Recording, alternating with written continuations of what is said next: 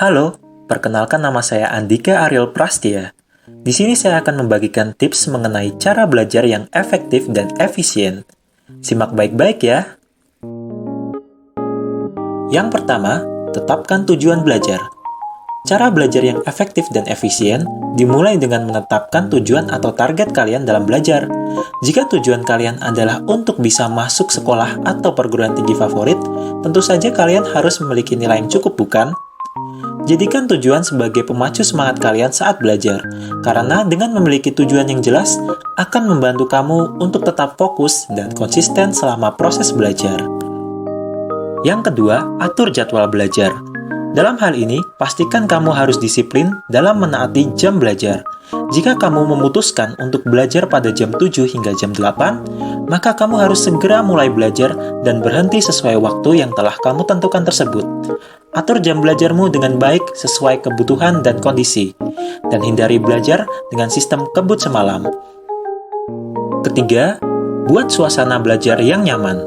Suasana belajar yang nyaman membantu kamu untuk tetap fokus dalam belajar. Beberapa orang terbiasa dengan suasana yang sepi dan tidak banyak gangguan. Tetapi, ada juga orang yang belajar lebih cepat terserap jika sambil mendengarkan musik. Semua itu tergantung diri masing-masing. Jadi, kenalilah dirimu dan buat suasana belajar senyaman mungkin. Yang keempat, membuat ringkasan. Kamu bisa menulis pokok-pokok penting dari bahan belajarmu, agar kamu mudah untuk memahami inti dari pembelajaran tersebut. Saat membuat rangkuman, sebetulnya kamu sedang mengulangi materi yang telah didapatkan. Pengulangan ini membantu kamu mengingat kembali catatan dengan lebih efektif. Cobalah menyalin catatan sebelum ulangan atau ujian untuk membantumu mengingat materi dengan lebih baik. Jangan lupa membuat ringkasan dengan kalimatmu sendiri.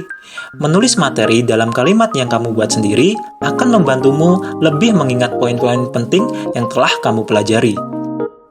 Kelima, pahami materi, bukan menghafal.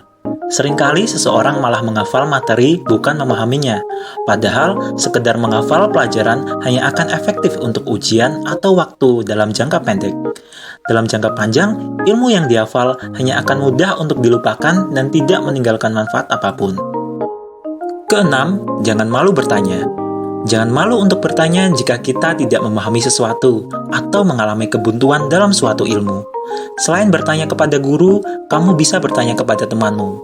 Belajar bersama dengan diskusi juga mampu membuat belajar menjadi lebih menyenangkan. Itu tadi cara-cara yang bisa kalian terapkan agar belajar kalian lebih efektif dan efisien. Sekian dari saya, terima kasih. Selamat belajar!